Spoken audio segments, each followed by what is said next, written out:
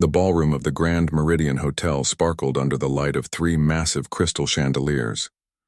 Every table was covered with white cloth, and expensive wine glasses stood in perfect rows. The air smelled like roses and fresh polish. Outside the tall windows, the city lights twinkled like stars that had fallen to earth. Sarah Chen stood near the entrance, holding a small black purse in both hands.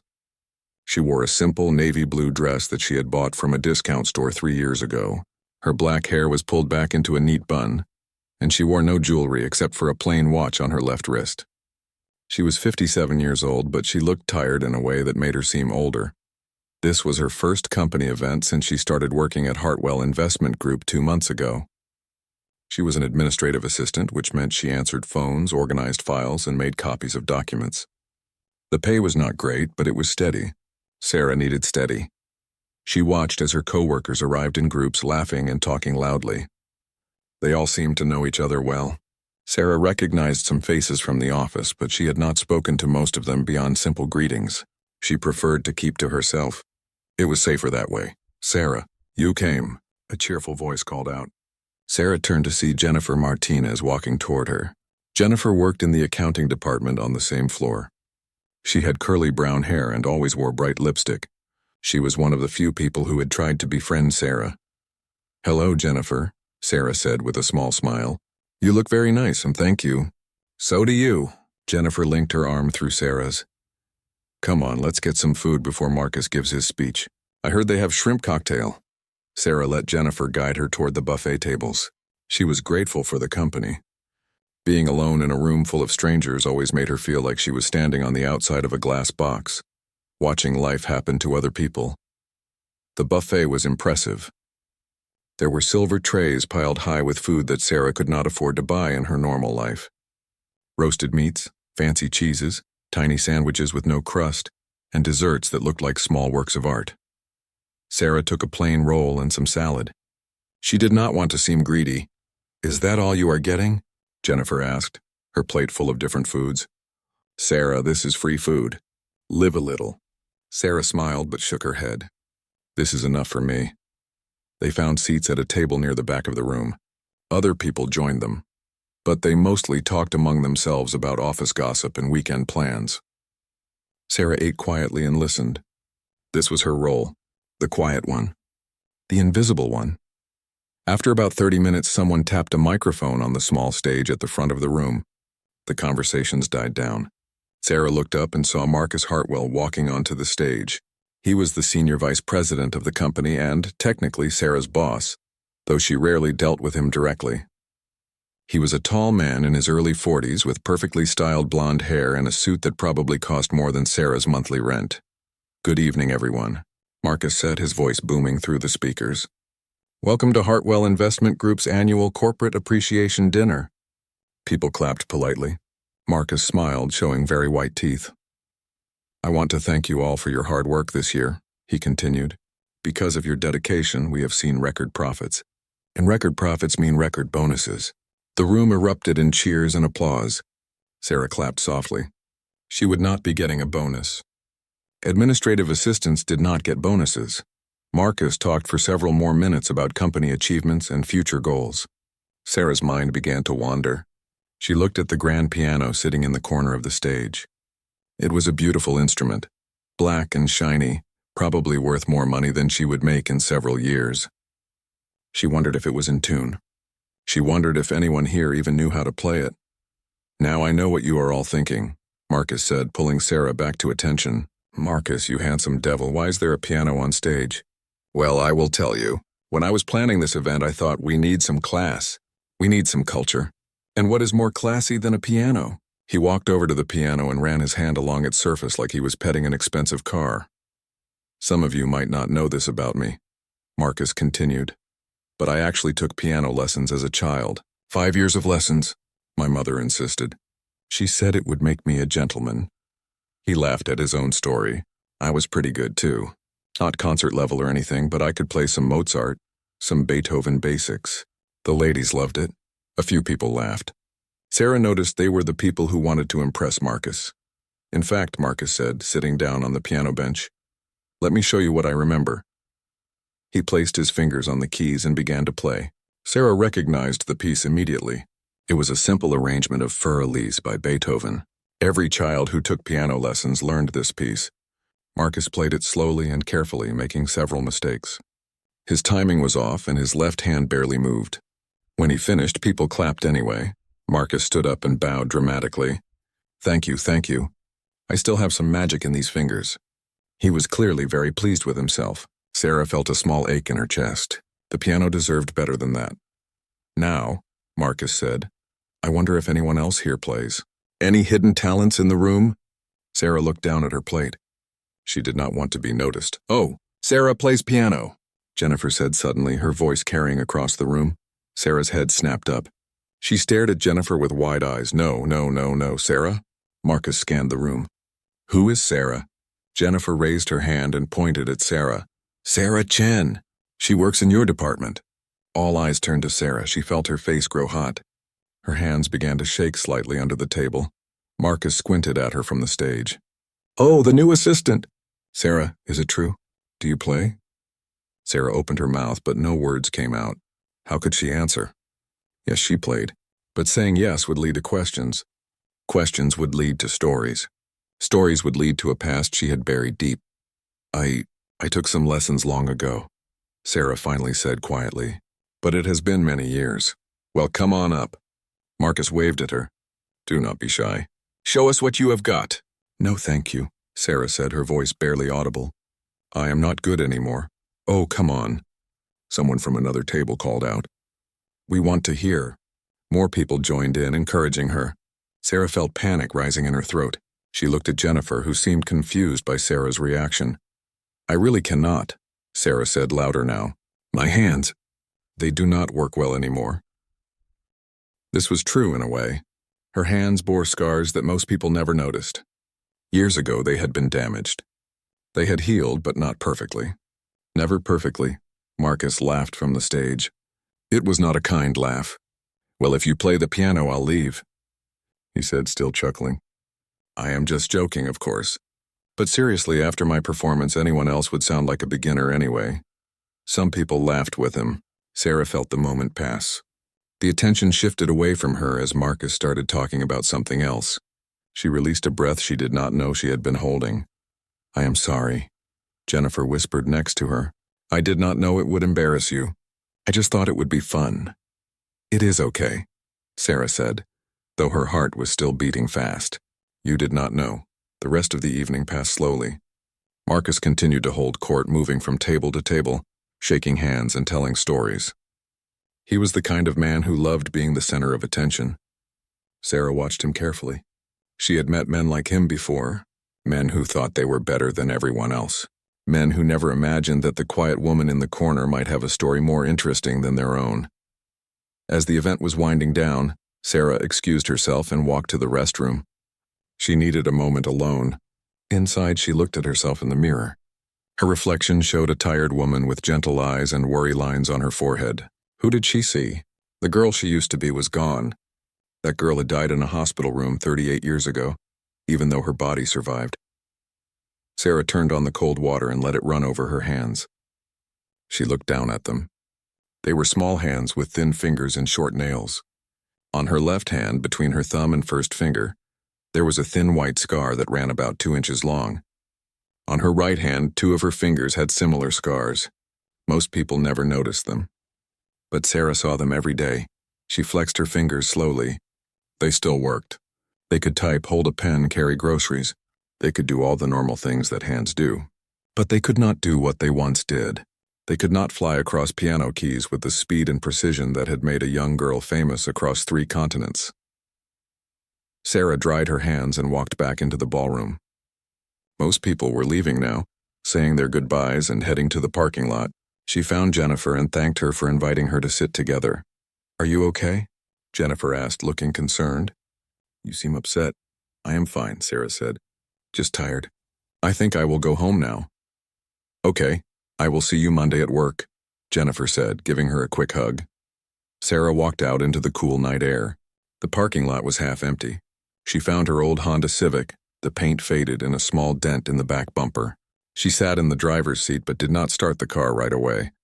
Through the hotel windows, she could still see the ballroom. She could see the piano on the stage, alone now, waiting. How many years had it been since she had really played? Not just pressed keys, but actually played? 15 years? 20? After the accident, she had tried to play again during her recovery. The doctors said she was lucky that she could use her hands at all. But playing piano was not just about using hands. It was about precision, about feeling, about a connection between the mind and the fingers that had to be perfect. When she realized she would never play professionally again, something inside her had broken. Music had been her whole life. She had started playing at age 4. By age 7, she was winning local competitions in Taipei. By age 10, she was performing in concert halls.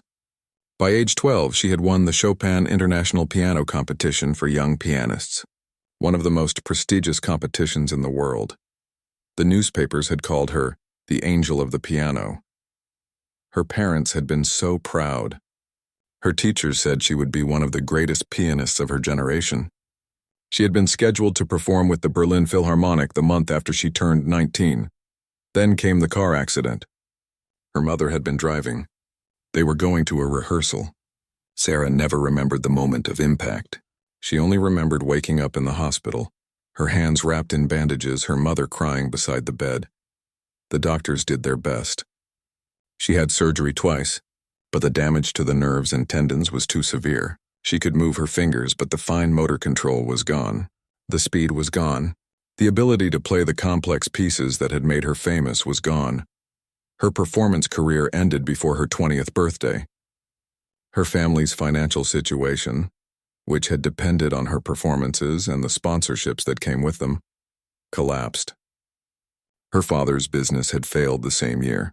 Suddenly, they had nothing. Sarah had to find work. Any work. She took a job as a secretary, then as a store clerk. Eventually, she saved enough money to come to America, hoping for a fresh start. That was 25 years ago. In America, no one knew who she was. No one knew about the competitions, the performances, the reviews that praised her as a prodigy. She was just another immigrant trying to make a living, and that was exactly what she wanted, to be invisible, to be forgotten. She had not told anyone about her past, not her landlord, not her co-workers, not even Jennifer, who was probably the closest thing she had to a friend. What would be the point? That life was over. That girl was gone. Sarah finally started her car. As she drove home to her small apartment, she thought about Marcus's words. "If you play the piano, I'll leave." He had laughed. He had been joking, of course, just trying to be funny. He had no idea. No idea who she was. No idea what she had lost. No idea that the quiet woman he barely noticed had once played for presidents and kings. And that was fine. That was how Sarah wanted it. She would go to work on Monday. She would answer phones and make copies. She would be invisible. But as she parked her car and walked up the stairs to her apartment, she could not stop thinking about that piano, how it had looked under the lights, how the keys had gleamed, how her fingers had ached just a little, wanting to touch them. Inside her apartment, Sarah made tea and sat by the window. The city spread out below her, millions of lights, millions of people, each with their own secrets and sorrows. She was just one more. Tomorrow would be Sunday, a day of rest. Then Monday would come and life would continue as it always did. Quiet, simple, safe. Sarah finished her tea and went to bed. But that night she dreamed of music. She dreamed of a young girl at a piano, her small hands moving across the keys like water flowing over stones. She dreamed of applause and roses and her mother's proud smile. And when she woke up, there were tears on her pillow, though she could not remember crying. Monday morning came with gray skies and the threat of rain. Sarah arrived at the office 15 minutes early, as she always did. She liked having time to prepare before the day officially started. She could organize her desk, check her emails, and make a fresh pot of coffee for the department. The Hartwell Investment Group occupied the 15th through 20th floors of a glass office building downtown. Sarah worked on the 15th floor, in a small cubicle near the copy room. Her desk was neat and plain. She had no personal photos, no decorations, just a small plant that Jennifer had given her when she started. Sarah turned on her computer and began going through her task list. She had several reports to format, phone messages to organize, and a meeting to schedule for Marcus. It was routine work, the kind that did not require much thought. Her hands moved automatically across the keyboard. Good morning. Jennifer appeared at the cubicle entrance holding 2 coffee cups. I brought you coffee from that good place downstairs. Peace offering for embarrassing you Friday night. Sarah looked up and smiled. You did not need to do that. But thank you. Jennifer handed her the coffee and leaned against the cubicle wall. I really am sorry about that. I did not know you were uncomfortable with the piano thing.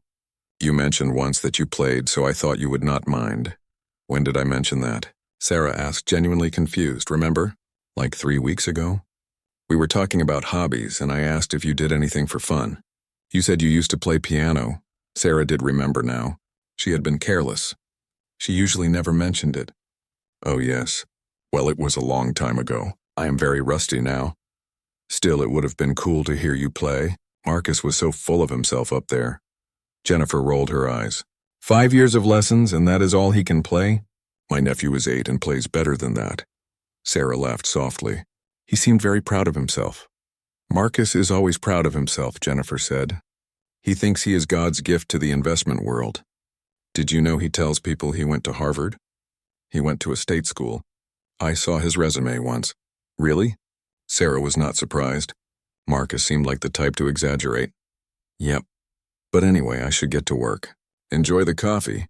Jennifer waved and walked back to her desk. Sarah sipped the coffee.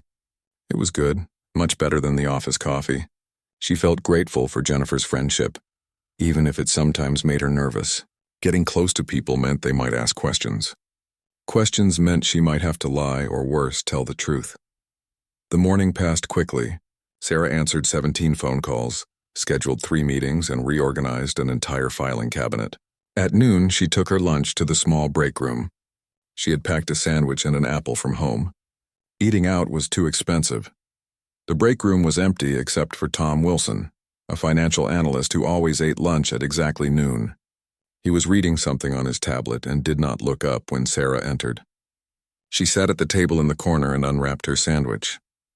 Did you go to that event Friday night? Tom asked suddenly, not looking up from his tablet. Yes, Sarah said. It was nice. I heard Marcus made a fool of himself on the piano. Tom finally looked up and grinned. Wish I had been there to see it. He was just having fun, Sarah said diplomatically. Marcus does not know how to have fun. He only knows how to show off. Tom went back to his tablet. Guy thinks he is better than everyone. Sarah ate her sandwich in silence. She did not want to gossip about Marcus, even if some of what Tom said was probably true. Office politics made her uncomfortable. In her old life, there had been different kinds of politics. Competition between musicians, rivalries between teachers, jealousy between students. She had not liked it then either. The afternoon brought more work. Marcus had left a pile of documents on her desk that needed to be copied and organized. Sarah spent 2 hours at the copy machine, watching it print page after page. The machine hummed and beeped, a steady rhythm that was almost soothing. As she was carrying the last stack of copies back to her desk, she passed by Marcus's office. His door was open and she could hear him on the phone. Yes, the event was a huge success, Marcus was saying. The team loved it. Great for morale. And yes, I did play the piano. Just a little something I threw together. You know me, always full of surprises. Sarah kept walking. Let him have his story. It did not matter. At 5 o'clock, Sarah shut down her computer and prepared to leave. Most people had already gone home. The office was quiet except for a few dedicated workers who always stayed late. Sarah gathered her purse and walked to the elevator. As she waited, Jennifer came rushing around the corner. Sarah, wait. I'm so glad I caught you. What is wrong? Sarah asked. Nothing is wrong. I just wanted to ask you something. Jennifer looked excited. Do you have plans this weekend? No, not really, Sarah said. Great. Because I have 2 tickets to a piano concert on Saturday night. My sister was supposed to go with me, but she has to work. Would you like to come? Sarah felt her stomach tighten. A piano concert. The last concert she had attended was 15 years ago, shortly after she moved to America. She had thought she could handle it, but sitting in the audience listening to someone else play had been torture. She had left at intermission and cried in her car for an hour. I do not know, Sarah said slowly. I am not sure I would enjoy it. Why not? You like piano, right? Jennifer looked confused. I do, but... Sarah searched for an excuse. Concert tickets are expensive. I cannot afford it. It is free. My sister already paid. Please, Sarah? I do not want to go alone. It is at the Riverside Concert Hall. The pianist is supposed to be amazing. His name is, I forget, something Russian. The elevator arrived and the doors opened. Sarah stepped inside and Jennifer followed. I will think about it, Sarah said. Okay, but let me know soon so I can find someone else if you cannot make it. Jennifer smiled. No pressure, though. They rode down in silence. Outside, the threatened rain had started, a light drizzle that made the streets shine. They said goodbye in the lobby, and Sarah walked to the bus stop. She did not own a car anymore. She had sold it last year when the repairs became too expensive. On the bus ride home, Sarah thought about the concert invitation. Part of her wanted to go. She missed music desperately. It had been such a huge part of her life for so long. But another part of her, the part that had learned to protect itself, said it was too dangerous, too painful. When Sarah got home, she made a simple dinner of rice and vegetables. Her apartment was small but clean. 1 bedroom, 1 bathroom, a tiny kitchen, and a living room with an old couch and a television she rarely watched. She had lived here for 3 years. The rent was affordable, and the landlord did not ask questions. After dinner, Sarah washed her dishes and then stood by the window looking out at the city. The rain had stopped, leaving everything wet and shiny. She thought about her life and how small it had become. Work, home, sleep, repeat. Was this all there was now? Was this what she would do until she was too old to work? She thought about the young girl she used to be. That girl would not recognize the woman Sarah had become. That girl had been fearless, passionate, alive. She had believed that music was the most important thing in the world. She had been willing to practice 8 hours a day, to sacrifice friendships and normal childhood experiences all for the piano. What would that girl think of Sarah now? Would she be disappointed? Would she understand? Sarah did not have answers to these questions. She went to bed early, but sleep did not come easily. She lay in the dark listening to the sounds of the city, cars passing, sirens in the distance, voices from the apartment above. And in her mind, always in her mind, the sound of music. The next few days at work were busy. The company was preparing for a big presentation to potential clients, and everyone was stressed.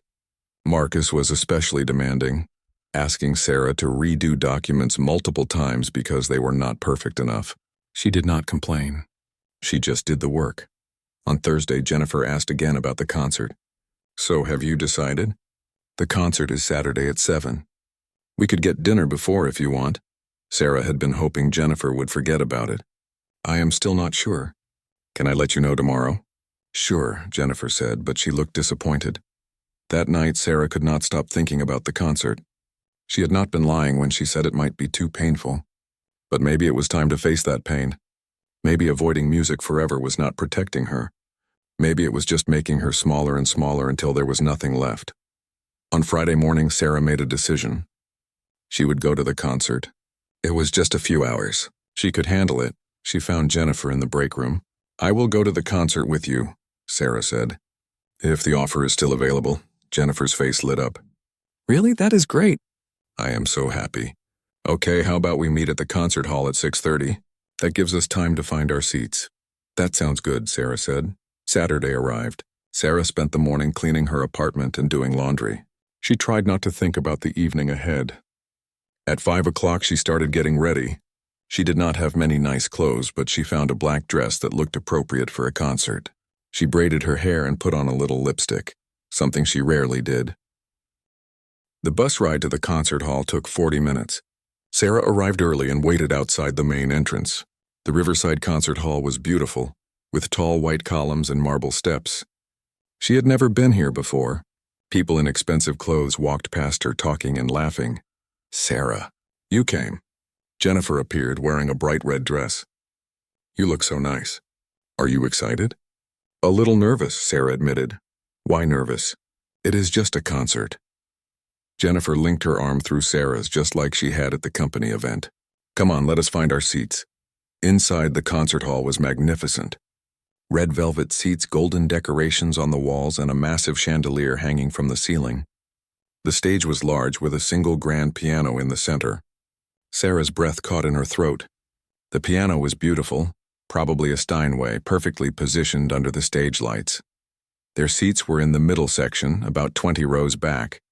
Good seats, not too close but not too far. Sarah sat down and looked around. The hall was filling up quickly. People of all ages, some young, some old, all here to listen to music. I have never been to a piano concert before, Jennifer whispered. I usually like pop music, but my sister loves classical stuff and she said this guy is supposed to be really good. His name is... Oh, here it is in the program. Dmitry Volkov. He is from Russia but lives in New York now. Sarah took the program Jennifer handed her. She looked at the name and felt a small jolt of recognition. Dmitry Volkov. She knew that name. He had been just a teenager when Sarah was still performing, but she remembered hearing about him. A talented young pianist from Moscow. If this was the same person, he would be in his 50s now, like her. The lights dimmed and the audience quieted. A man in a tuxedo walked onto the stage. He was tall and thin with gray hair and a serious face. This was Dmitry Volkov. He bowed to the audience, sat at the piano, and began to play. The first piece was Beethoven's Moonlight Sonata. Sarah knew it well. She had played it herself many times long ago.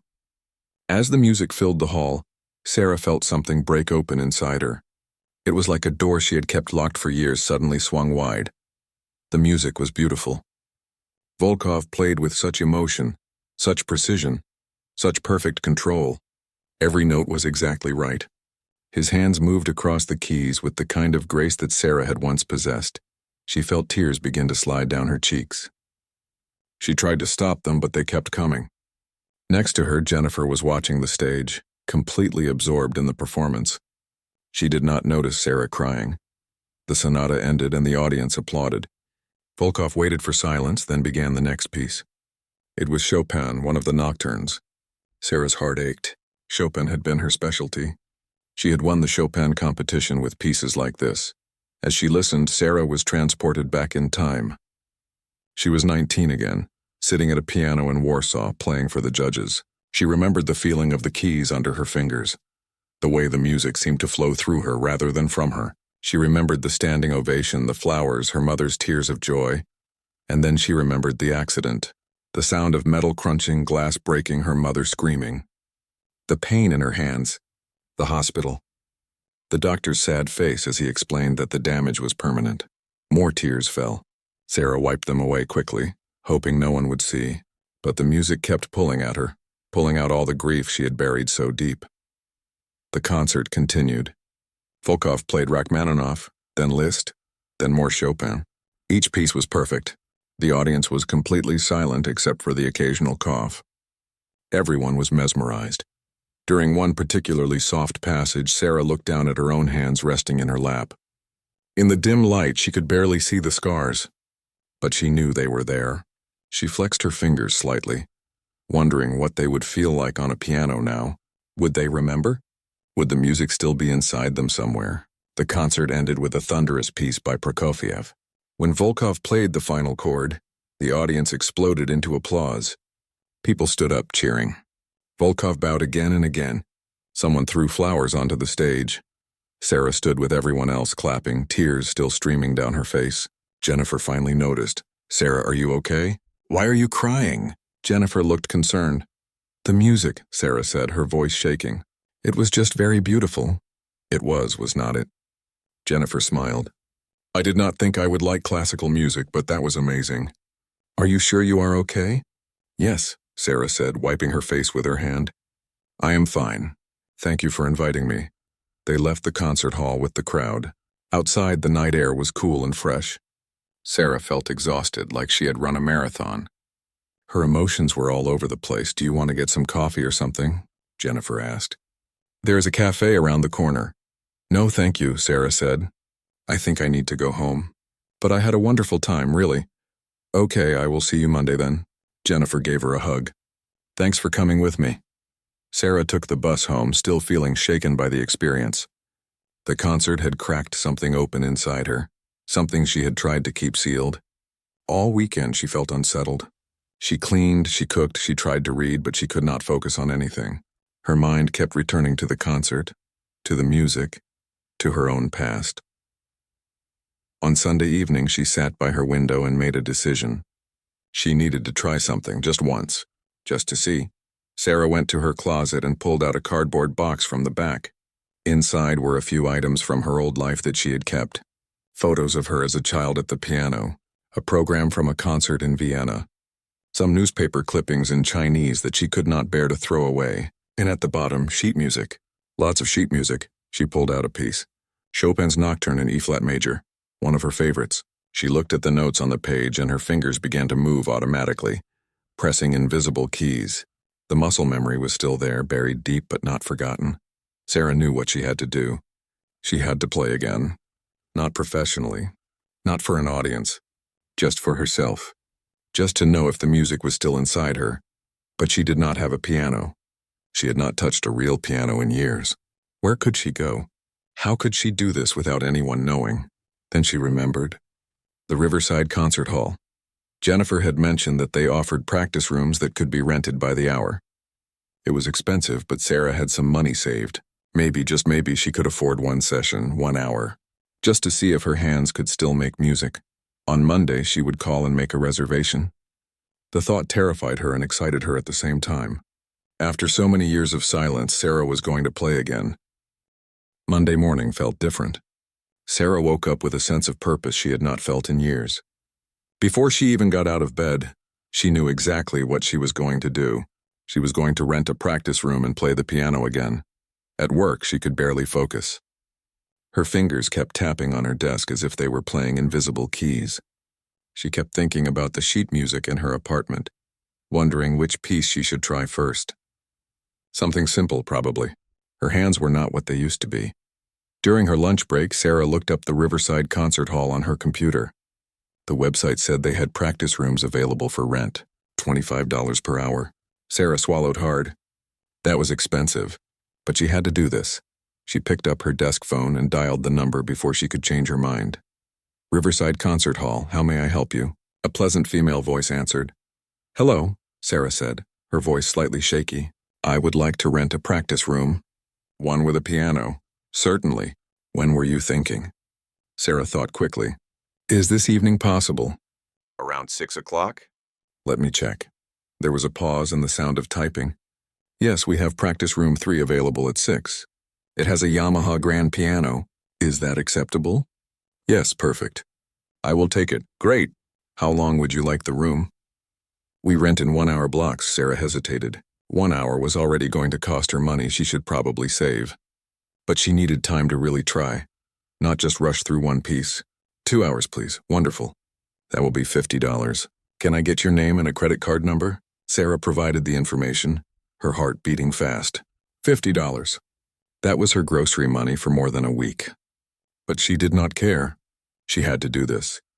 After she hung up, Sarah sat at her desk staring at nothing. She had done it. Tonight she would play again. The thought filled her with both excitement and terror. What if her hands could not do it anymore? What if the music was truly gone? What if she had been fooling herself all these years, thinking she could still play if she tried? The afternoon dragged on forever. Sarah kept watching the clock. Marcus called her into his office twice to discuss scheduling, and both times she could barely concentrate on what he was saying. He did not seem to notice. He rarely paid attention to her anyway. Finally, 5 o'clock arrived. Sarah shut down her computer, grabbed her purse, and practically ran to the elevator. On the bus ride home, she kept flexing her fingers, preparing them. At her apartment, she quickly changed out of her work clothes into comfortable jeans and a sweater. She grabbed the Chopin sheet music from the box in her closet and put it in her bag. The concert hall was a 20-minute walk from the bus stop. Sarah arrived 10 minutes early. Her palms were sweating. The same friendly lobby from Saturday greeted her, but now it was quieter, less formal. A young man sat at the front desk looking at his phone. Hi, Sarah said. I have a reservation for practice room 3 under Sarah Chen. The young man looked up and smiled. Oh yeah, 6 o'clock. Let me get you the key. He reached under the desk and pulled out a key with a number 3 on the tag. Down that hallway, 3rd door on the left. You have until 8 o'clock. If you need more time, just come let me know. Thank you, Sarah said, taking the key. Her hand was shaking slightly. She walked down the hallway, her footsteps echoing on the polished floor. Practice room 3. She found it and unlocked the door. The room was small but beautiful. Cream-colored walls, thick carpet, excellent lighting, and in the center, a gorgeous black Yamaha grand piano. Sarah stood in the doorway for a moment, just looking at it. It had been so long. so very long. She stepped inside and closed the door behind her. The room was completely soundproof. She could hear nothing from outside. It was just her and the piano. Sarah walked slowly toward the instrument. She set her bag down on a chair and just stood there looking at the keys. Black and white, perfectly clean, perfectly aligned.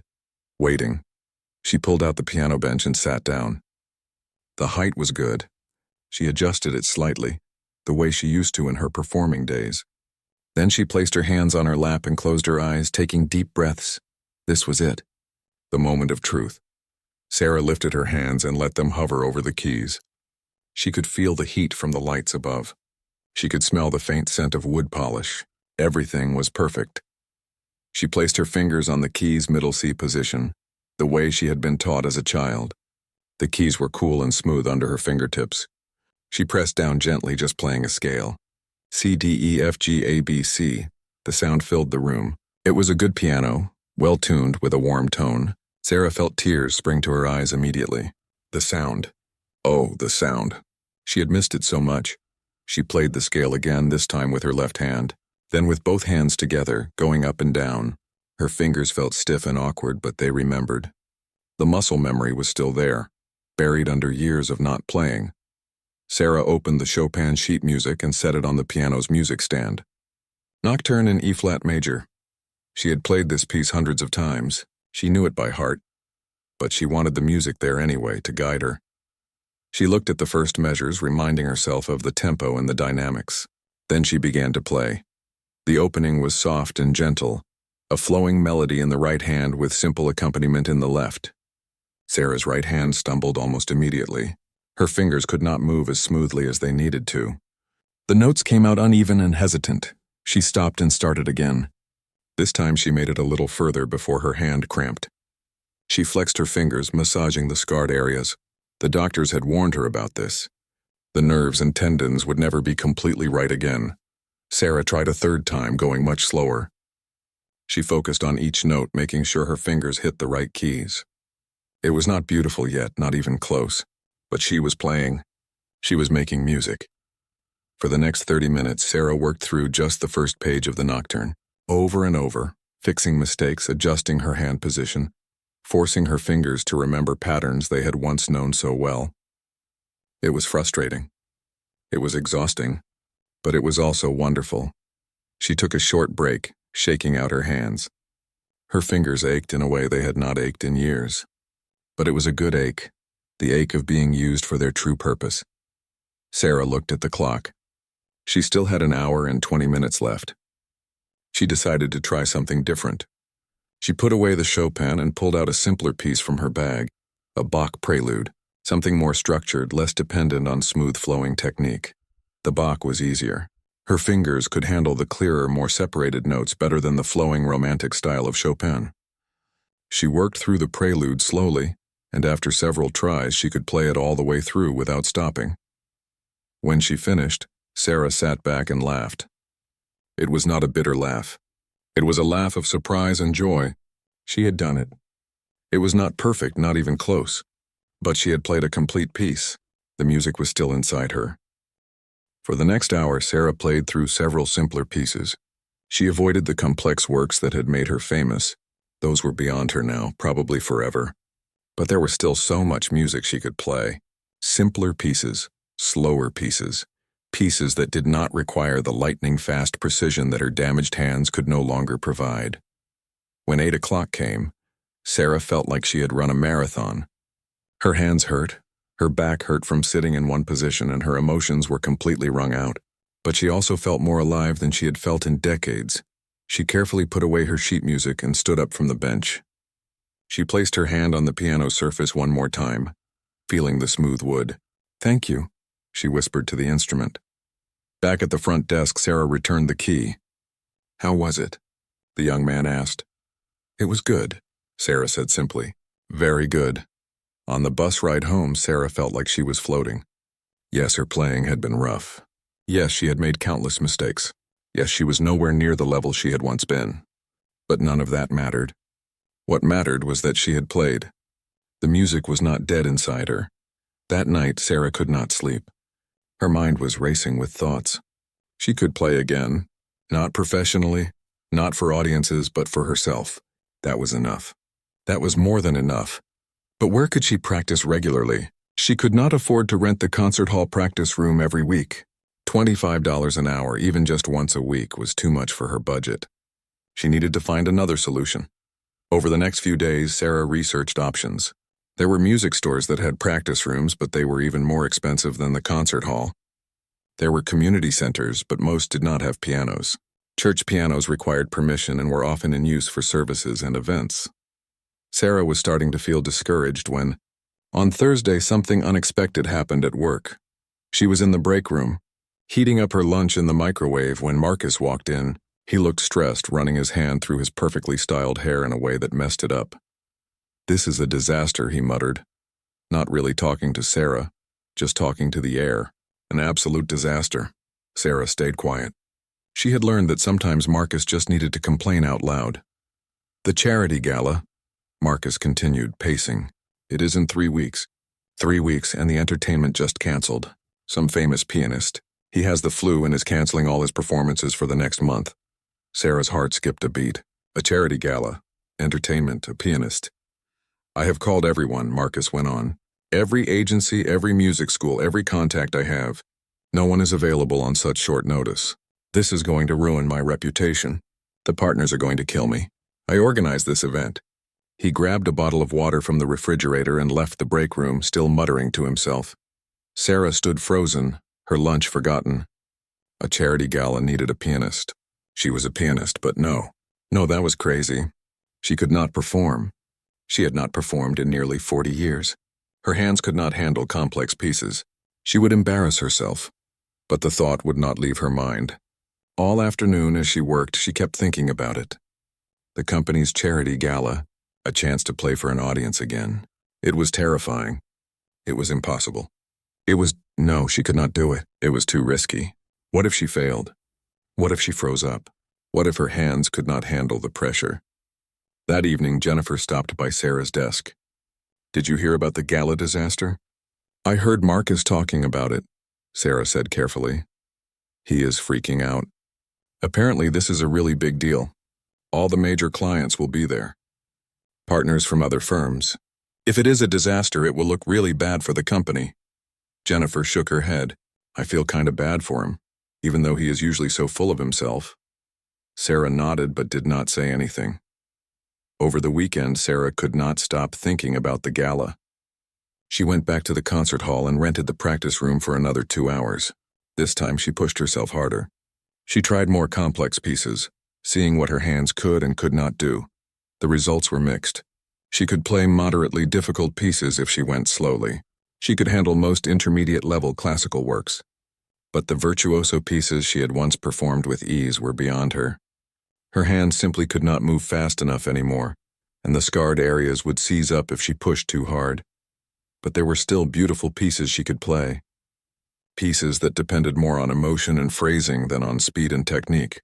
Pieces that could move an audience even if they were not as flashy as the work's famous pianists performed. An idea began to form in Sarah's mind.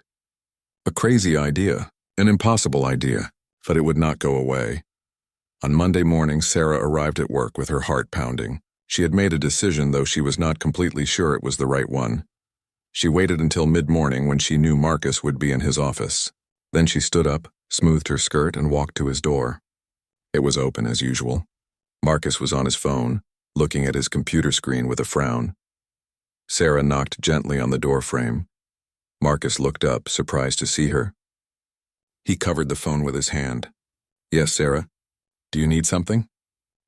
Sarah's mouth felt dry. "I heard about the problem with the charity gala. The pianist who canceled." Marcus sighed deeply. "Yes, it is a nightmare. But I am handling it. Did you need something else?" This was it, the moment. Sarah could turn around and walk away right now. Keep her secret safe. Keep her life small and protected.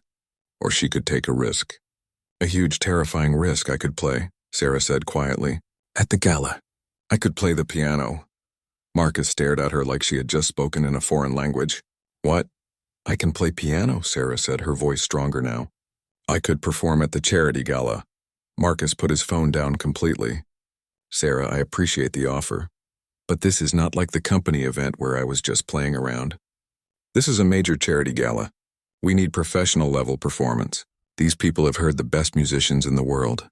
I understand, Sarah said, but you do not have anyone else. I will find someone else. I have 3 more agencies to call today. But if you do not find anyone, Sarah took a breath. I could do it. I am better than you think. Marcus looked at her for a long moment. She could see him thinking, calculating. Finally, he shook his head. Look, Sarah, you seem like a nice person, and I am sure you play nicely. But this is not a casual thing. There will be over 300 people there. Very important people. I cannot risk it. What if I audition for you? Sarah heard herself say. Let me play something for you. If you think I am not good enough, fine, but at least give me a chance. Marcus rubbed his face with both hands. He looked exhausted. When? Whenever you want, today. Right now, if you can spare 20 minutes. He looked at his calendar on the computer screen. I have a meeting at 11. I have 20 minutes now. But Sarah, I am telling you, this is probably not going to work out. I understand, Sarah said. Where can I play for you? Marcus thought for a moment.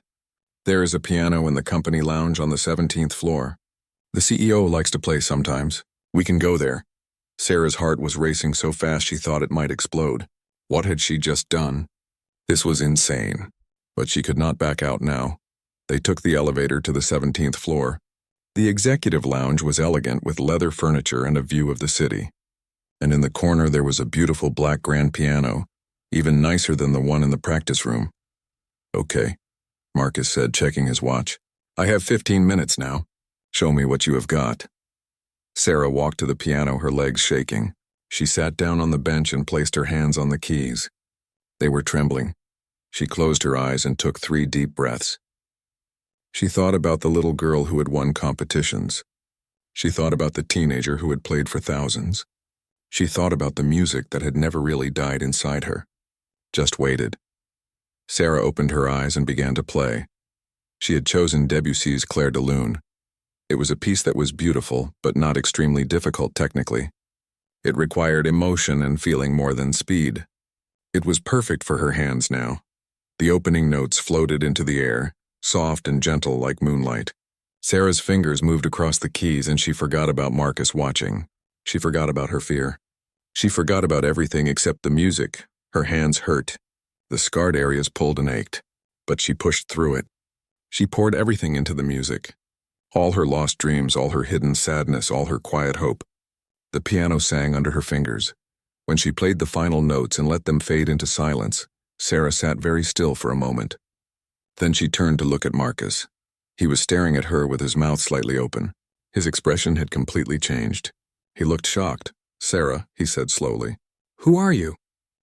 Sarah looked at Marcus and saw genuine confusion on his face. His cocky expression was gone, replaced by something she had never seen before. Respect? Maybe even awe.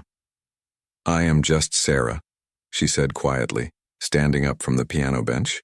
An administrative assistant who happens to play piano. That was... Marcus shook his head. That was not just playing piano. That was professional level. Where did you learn to play like that? Sarah felt her walls going up automatically. She had kept her secret for so long. But if she was going to do this, if she was really going to play at the charity gala, some truth would have to come out. I studied music when I was younger, she said carefully, in Taiwan. I took it very seriously for many years. Seriously? That is an understatement. Marcus was looking at her like he had never really seen her before. You could be performing in concert halls. What are you doing working as an assistant? Life happens, Sarah said simply. Things change. I am happy with my job. Marcus was quiet for a moment, still processing. Then he checked his watch and seemed to snap back to business mode. Okay, this changes everything. Can you play for 2 hours? That is what we need for the gala. 2 hours of music with 1 intermission. Yes, Sarah said, though her heart sank a little. 2 hours was a long time. Her hands would struggle, but she could do it if she chose her pieces carefully. Great. Perfect. This is actually perfect. Marcus was pulling out his phone, already moving on to the next thing. The gala is 3 weeks from Saturday. That gives you time to prepare. I will need a list of what you are planning to play by the end of the week. And Sarah? Yes? Thank you, really. You're saving my life here. He paused. And I am sorry about what I said at the company event. That joke about leaving if you played. That was stupid of me. Sarah gave him a small smile. It is okay.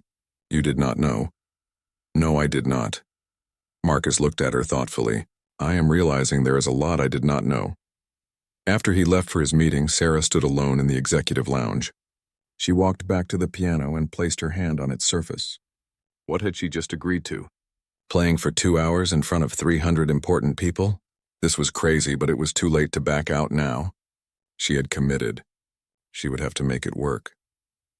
Sarah spent her lunch break in the company library, a small room with a few computers that nobody used much. She needed to plan her program carefully. 2 hours of music meant she needed about 10 to 12 pieces depending on their length. She made a list of pieces she knew well and could play with her current limitations. Nothing too fast. Nothing that required extreme precision or hand stretching. But pieces that were still beautiful, still impressive. Pieces that would move people emotionally even if they were not technically difficult. Debussy's Clair de Lune, which she had just played for Marcus. Chopin's Nocturne in E-flat major. A Bach prelude. Some Satie. Maybe some Schubert. A couple of easier Chopin pieces. She could make this work. That evening, Sarah went straight from work to the music store downtown. She needed to buy sheet music for a few pieces she did not have. The store was small and crowded with shelves of music books and a few old instruments for sale. An elderly man worked behind the counter. He had wild white hair and glasses held together with tape. Can I help you find something? He asked. I need sheet music, Sarah said. Chopin, Satie, and Debussy.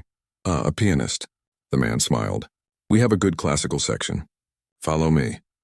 He led her to a corner where shelves were packed with piano music. Sarah started looking through the Chopin section. Everything was here. Her fingers itched to play all of it, but she had to be realistic about what her hands could do. Are you preparing for something special? The old man asked. A performance, Sarah said. In 3 weeks. How exciting! Where are you performing? Sarah hesitated, then decided there was no harm in telling him. He did not know her. The Hartwell Investment Group Charity Gala. At the Grand Meridian Hotel, the man's eyebrows went up. That is quite a prestigious event. Good for you. Do you perform often? No, Sarah said softly. I have not performed in a very long time. Almost 40 years? 40 years? And you are jumping back in with a major event? The man looked concerned. That is brave. Some might say too brave. Sarah laughed a little. Yes, maybe. But sometimes you have to take risks. She selected several books of sheet music and brought them to the counter. The total came to $78. Sarah winced but handed over her credit card. This was important. It was worth it. As the old man was bagging her purchase, he said, I used to play piano myself, professionally for a while. That was 50 years ago now. I was never great, but I was decent. Good enough to make a living. What made you stop? Sarah asked. Arthritis, he said, holding up his gnarled hands. Started in my 30s. By the time I was 40, I could not play anymore. It broke my heart, but I opened this store instead. If I could not make music, at least I could help others make music. Sarah looked at his hands and thought of her own scars. Do you miss it? Playing? Every single day, he said honestly. But you learn to live with loss, we all do. The important thing is to find new ways to connect with what you love. He handed her the bag. Good luck with your performance. Remember, the audience does not know what mistakes you make. Only you know. So if you miss a note, just keep going. Let the music carry you. Thank you, Sarah said. I will remember that. That night, Sarah spread all her sheet music out on her small kitchen table. She made a detailed plan for her program, organizing pieces by key and mood to create a good flow. She wrote down exactly how long each piece should take. She calculated rest between pieces. She planned everything carefully, the way she used to before concerts long ago. The next morning at work, she typed up her program list and sent it to Marcus. He responded within an hour. Looks good. By the way, I looked up some of these pieces. This is a strong classical program. I am impressed. Let me know if you need anything to prepare. We can give you access to the executive lounge piano for practice if that helps. Sarah wrote back thanking him and accepting the offer. Having access to a piano at work would save her money on practice room rentals. Over the next 2 weeks, Sarah's life became all about preparation.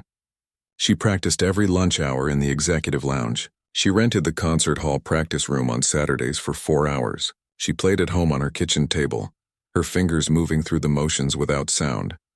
Her hands hurt constantly now. The old injuries were not used to this much use. Every night she soaked them in warm water and did the stretching exercises her physical therapist had taught her decades ago. She took over-the-counter pain medication. She pushed through the discomfort. Jennifer noticed something was different. "Are you okay?"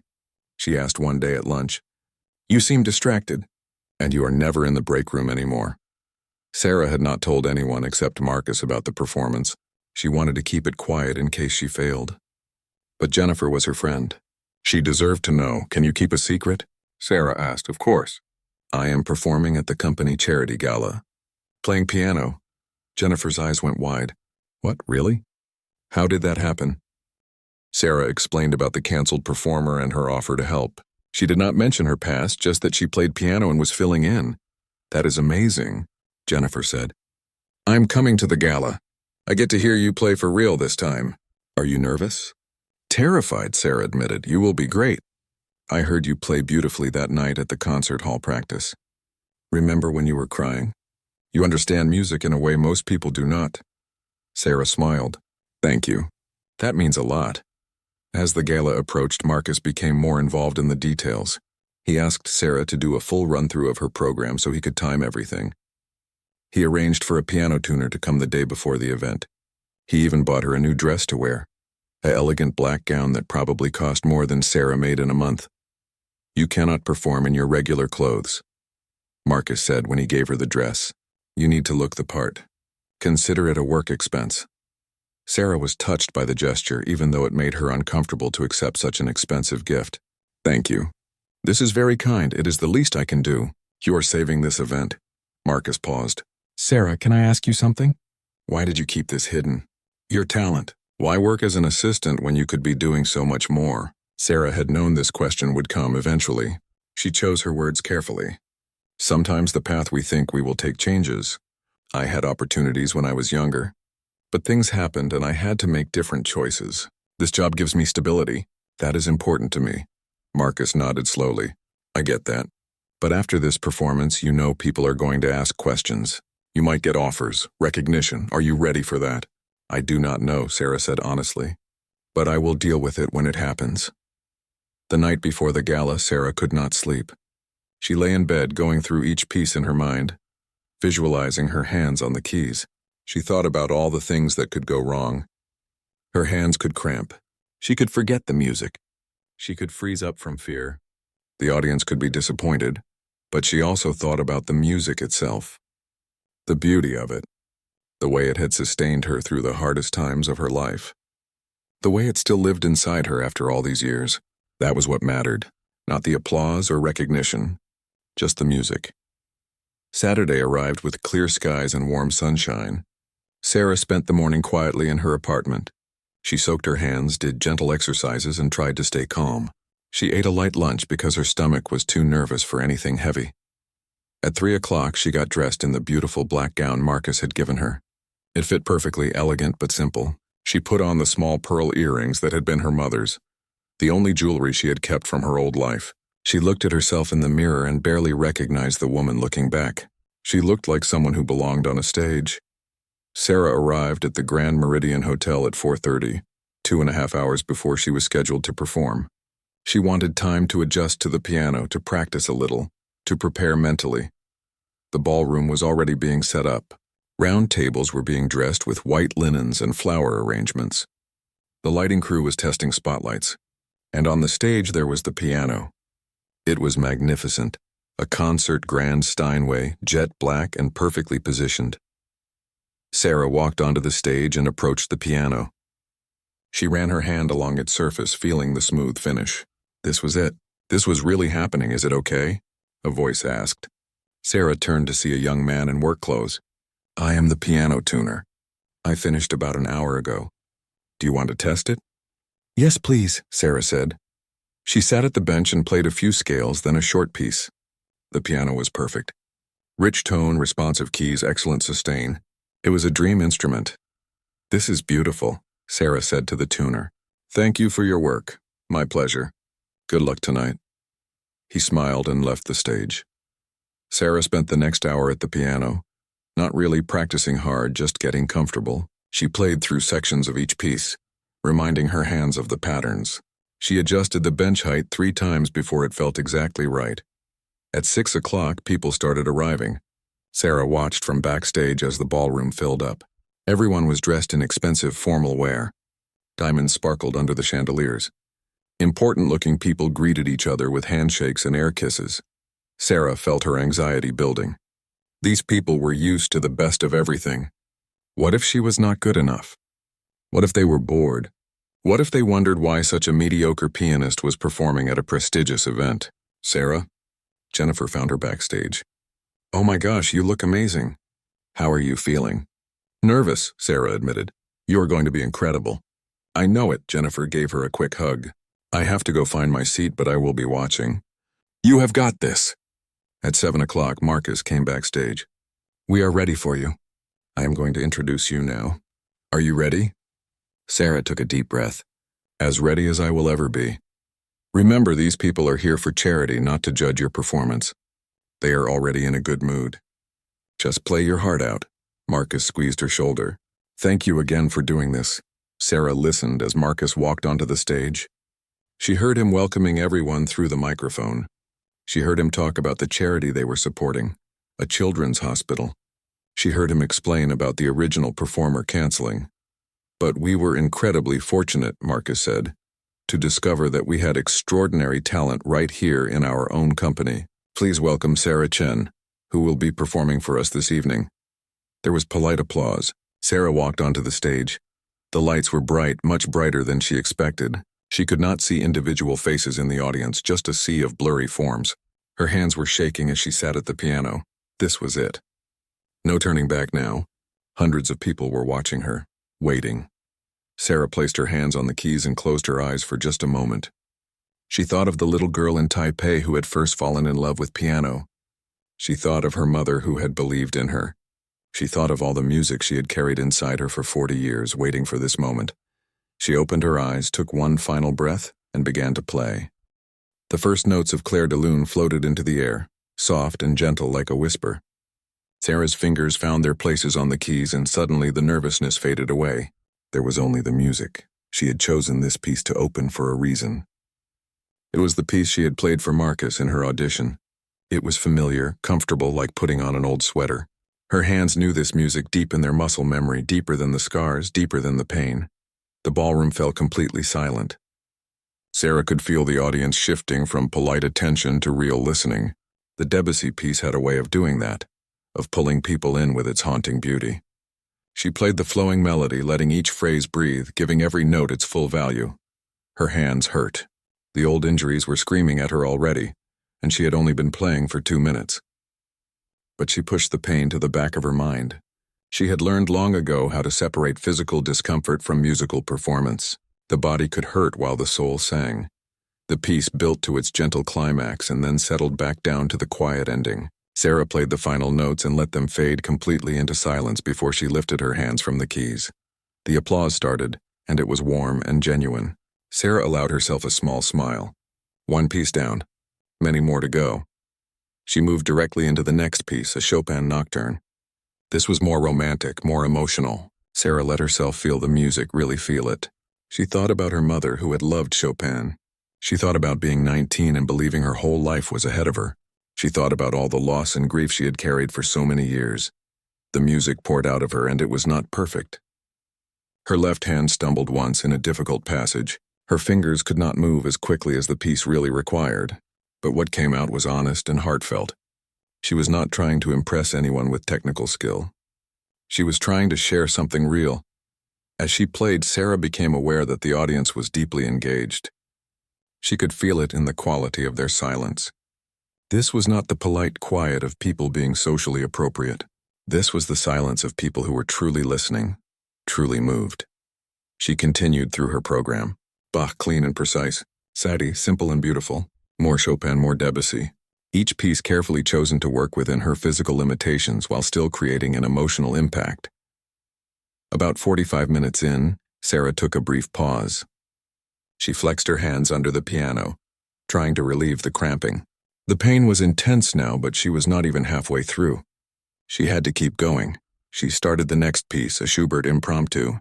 It was one of her favorites, melancholic and sweet at the same time. As she played, she noticed movement in the audience. An elderly man in the front row was leaning forward, his eyes fixed on her. Something about his posture suggested he knew more about piano music than the average person. Sarah finished the impromptu and moved on to a set of shorter pieces. These were easier on her hands, giving her brief moments of relief between the more demanding works. The program was structured carefully, alternating between more and less difficult pieces, allowing her hands to recover slightly. At the 1-hour mark, Marcus had scheduled a 15-minute intermission.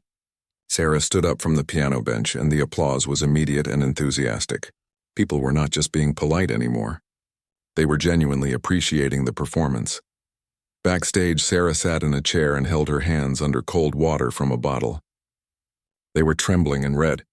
She massaged the scarred areas gently, trying to coax them into working for just 1 more hour.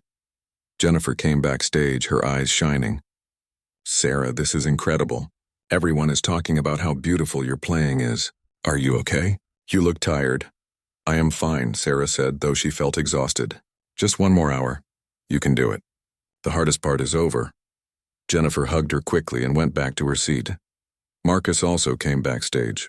"Sarah, this is going even better than I hoped. People are actually paying attention instead of just chatting and drinking. Several people have asked me who you are and where you trained. What should I tell them?" "Tell them I am just someone who loves music," Sarah said. "That is not going to be enough.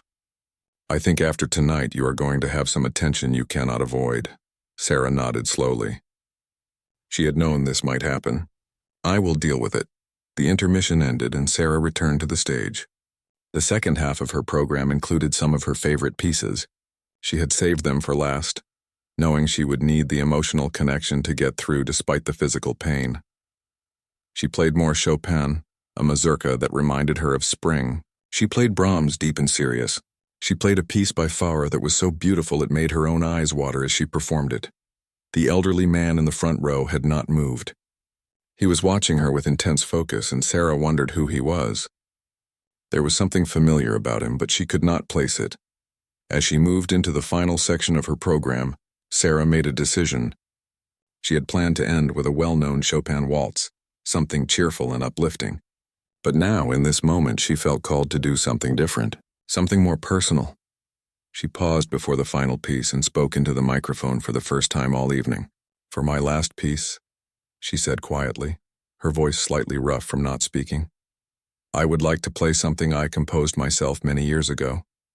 I have never performed it publicly before." There was a murmur of interest from the audience. Sarah settled her hands on the keys. The piece was something she had written when she was 18, just months before the accident. She had never written it down, never recorded it. It existed only in her memory. It was a piece about hope and dreams, about a young girl who believed anything was possible. As she played her own composition, Sarah felt layers of emotion washing over her. This was the music of her younger self, full of optimism and ambition. But now she was playing it with the understanding of her older self. With all the pain and loss she had experienced, the combination created something new, something deeper. The piece was not technically difficult, but it was emotionally complex. It had moments of joy and moments of sorrow. It asked questions without giving answers. It was her story, told in music instead of words. When she played the final chord and let it ring out until it faded completely, the ballroom was absolutely silent for a long moment. Then the applause erupted. People stood up. Not just a few polite people in the front, but everyone. The entire audience rose to their feet, clapping loudly. Some people were wiping their eyes. The applause went on and on, filling the grand space with sound. Sarah stood up from the piano bench, her legs shaky, and bowed. She had not expected this. She had expected polite appreciation, maybe some compliments. But this was something else entirely. This was recognition. This was respect. The applause continued. Sarah bowed again, her own eyes filling with tears. After 40 years of silence, of hiding, of pretending she was just an ordinary person, she had played again. And people had listened. Really listened. Finally, the applause began to fade. Sarah left the stage on unsteady legs. Backstage, she collapsed into a chair. Her hands were on fire with pain. Her emotions were completely overwhelmed. She felt like she had just run a marathon and climbed a mountain at the same time. But she had done it. She had actually done it. Marcus found her a few minutes later. "Sarah, people are asking for you. Important people. There is a gentleman who says he needs to speak with you. He is quite insistent." "Who is he?" Sarah asked. "He says his name is Robert Chen. He is a music critic for the Times, but that is not all he said." Marcus looked at Sarah with a strange expression. "He says he knows who you are. He says you are famous." Sarah's heart sank. Robert Chen, she knew that name. He had been a young music critic in Taiwan 40 years ago. He had reviewed some of her early performances. He must have recognized her playing. "I am not famous," Sarah said quietly. "I was a long time ago, but that was a different life." "Sarah, what are you talking about?" Marcus looked confused. Before she could answer, an elderly man appeared in the doorway. It was the man from the front row, the one who had been watching so intently. Up close, Sarah could see that he was in his 70s with kind eyes and gray hair. "Miss Chen," he said in accented English. "Or should I say Chen Liwen? That is your real name, is it not?" Sarah felt the world tilt slightly. Chen Liwen. No one had called her that in decades. That was her name in Taiwan before she Americanized it to Sarah. "Yes," she whispered. "That was my name. I knew it." The old man's face lit up. "I knew I recognized your playing. The phrasing, the emotion, the way you breathe with the music. There is only one person who plays like that. You are the angel of the piano." Marcus looked between them. "The angel of what?" "The angel of the piano," Robert Chen repeated. That is what the newspapers called her in the 1980s. Chen Liwen was one of the most celebrated young pianists in Asia. She won the Chopin competition at age 12. She performed with major orchestras all over the world. And then, he looked at Sarah, "You disappeared. Everyone thought you had died or retired or maybe had a breakdown, but you just vanished. Where have you been?" Sarah looked at this man from her past and felt all her carefully built walls crumbling down. "Limited?" Robert shook his head. "What I just witnessed was not limited. It was different, yes. More mature, more emotional. Less about technical perfection and more about touching the heart. Do you know what I do now? I am a music critic for 3 major newspapers and a judge for international competitions. I have heard hundreds of pianists, and what you did tonight was special." Marcus was recording this conversation on his phone. "Sarah, why did you not tell anyone about this?" "Because it did not matter," Sarah said. "That life was over. I needed to move forward, not backwards." "But you are performing again now," Robert said. "And people need to know about this. The story of Chen Liwen returning after 40 years. This is incredible." "No," Sarah said firmly. "Please, I do not want attention. I just wanted to help with the charity event." "That is all?" Robert looked at her thoughtfully. "I understand. You want your privacy. But Sarah, you should know that I recorded part of your performance on my phone. Many other people did too. This is going to spread on social media. People who remember you will recognize your playing. You cannot stop it." Sarah felt panic rising in her chest. She had been so focused on just getting through the performance that she had not thought about what would come after. Of course, people had recorded it. Everyone recorded everything now. Over the next hour, more people came backstage to meet Sarah. Several were classical music enthusiasts who had questions about her playing. 2 were music teachers who wanted to know where she taught. 1 was a concert promoter who wanted to book her for a performance series. Sarah answered their questions politely but vaguely. Yes, she had studied music seriously. No, she was not currently teaching. No, she was not interested in performing regularly. She just wanted to go home. Jennifer rescued her eventually, telling people that Sarah was tired and needed rest. They escaped to Jennifer's car. "What just happened?" Jennifer asked as she drove. "That critic guy said you were famous. Is that true?" Sarah leaned her head back against the seat. "It was true a very long time ago. I was a pianist. A successful one. But I had an accident and everything changed. I have been hiding from that part of my life ever since. But why? You are so talented. Why would you hide that?" "Because it hurt too much," Sarah said simply. "Every time I thought about music, about what I lost, it was like reopening a wound. It was easier to just pretend that person never existed." Jennifer was quiet for a moment. "And now?" "Now I do not know," Sarah admitted. "I played tonight and it felt wonderful. It felt like coming home, but I am also terrified. What if this changes everything? What if people expect things from me that I cannot give? Then you just tell them no, Jennifer said. You are in control of your own life, Sarah. You can play or not play. You can tell your story or keep it private. It is up to you, Sarah closed her eyes. If only it were that simple. When she got home that night, Sarah sat in her dark apartment and checked her phone. She had 17 missed calls and dozens of text messages. She had new friend requests on social media from people she did not know. And when she searched her name, both her American name and her Chinese name, she found several videos from the gala already posted online. One video had been up for only 2 hours and already had thousands of views. The comments were in multiple languages. Is this really Chen Liwen? The angel of the piano is back. Where has she been all these years? Her playing is still beautiful. Sarah put down her phone and walked to her window. The city lights sparkled in the darkness, same as they always did. But she felt different. Something had shifted inside her tonight. She had stepped out of the shadows and into the light, even if she had not meant to. Her hands still hurt. They would probably hurt for days. But it was a good hurt. The hurt of being used for their true purpose. She looked down at her scarred fingers and flexed them slowly. Thank you, she whispered to them. Thank you for still being able to make music. Over the next few days, the attention grew. The videos went viral. Major music websites picked up the story. Lost piano prodigy resurfaces after 40 years. Chen Liwen, the angel of the piano, found working as office assistant. Legendary pianist performs again after decades of silence. News crews showed up at her office building. Reporters called the company asking for interviews. Sarah stopped answering her phone. Marcus hired a security guard to keep reporters away from her workspace. I am so sorry, Marcus said. I had no idea this would get so big. It is not your fault, Sarah said. I knew this might happen. I just hoped it would not. A week after the gala, Sarah received an email that changed everything. It was from the director of the Riverside Concert Hall, the same place where she had rented the practice room. Dear Ms. Chen, the email read, we were amazed to learn that you have been practicing in our facilities.